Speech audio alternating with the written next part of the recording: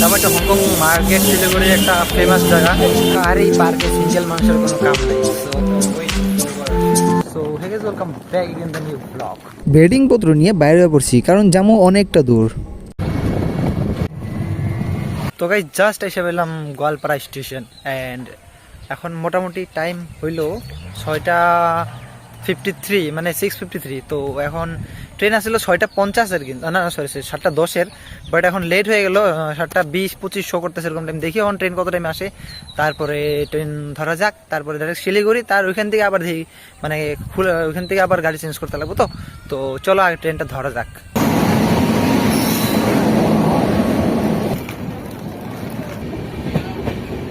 তো এখন বাজে 7:26 কি 27। তো এখন ট্রেন ছাড়ছে, অত একটা লেট করা চলে না, কারণ 7:10-এ আসছিল ট্রেন, এখন 27 বাজে, মোটামুটি 17 মিনিট লেট, 16-17 মিনিট লেট। তো ওভারঅল ঠিকই আছে, অত একটা লেট না। তো মোটামুটি স্পিড নিয়ে নিছে ট্রেন, এখন যাওয়া যাক। এই ট্রেনের মাধ্যমে অবস্থাটা একবার চেক করো। এগুলো হলো ট্রেন, টিকিট তো ঠিকই নেই, বাট এগুলো কোনো ছাপা করার কোনো কিছু নাম গন্ধ নাই। তো চলো আমাকে জায়গা যাওয়া যাক। ঘুমাইয়া ওঠার পর দেখি 8:30 বাজে, তো তার জন্য করে নিলাম আগে ব্রেকফাস্ট। আজকে সারাদিন খালি ঘুমায় কাটামো।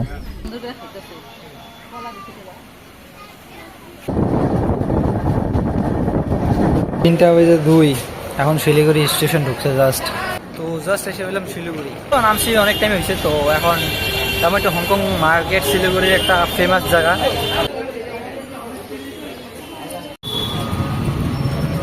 মার্কেট ঠিকই আছে, বাট মানে আমার কেনার মতন কিছু একটা দেখি নাই, অত ভালোও লাগে নাই।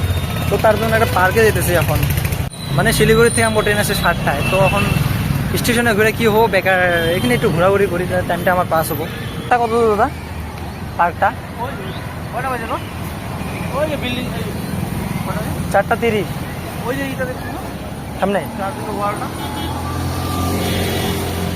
তো চলো পার্কে যাওয়া টাইম পাস করার জন্য। গাইস এটা পার্কের নাম হলো Surya Sen park.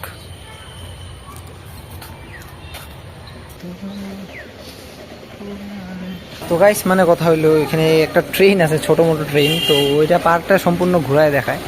So ticket কাটা হয়ে গেলে এই ট্রেনেই এখন উঠুন, চলো যাক ট্রেনে ওঠা যাক।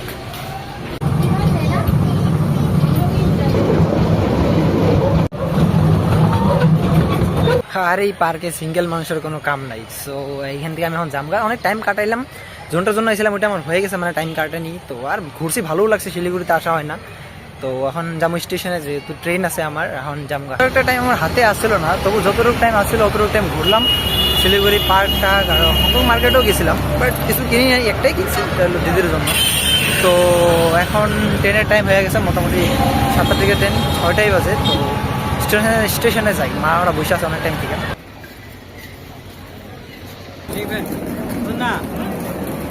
ট্রেন এসে পড়ছে অলরেডি, যাওয়া যাক।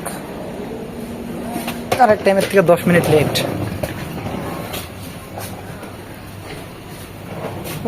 গরম লাগছে, ভাগা দৌড়াদৌড়ি।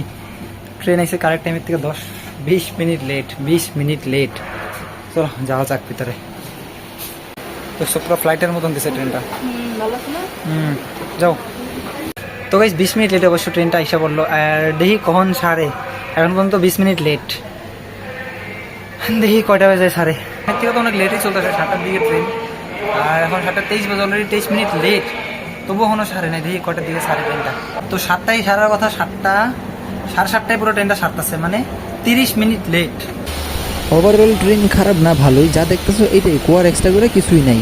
সো এখানে টিকিট চেক করতেছে টিটি। আর এখন ডিনারটা করে নিই, কারণ অনেক রাইটছে। সো গাইস এটা হলো যোগবানু স্টেশন। তো গাইস আধা ঘন্টা হয় যোগবানু স্টেশনে নামলাম। অ্যান্ড এখান থেকে নেপাল হাই বেশি 100 কি 200 মিটার, করতে গেলে নেপালি এটা। তো এমনিও আজকের ব্লগটা অনেক বড় হয়ে গেল, তো এই ব্লগটা এখানে এন্ড করতেছি। কালকের থেকে নেপাল ট্যুর দেখামু। সো ভিডিও ভালো লাগলে অবশ্যই একটা লাইক করে দিও, আর চ্যানেল নতুন করে সাবস্ক্রাইব করে দিও। কালকের থেকে নেপাল ট্যুর দেখাইতেছি। বাই।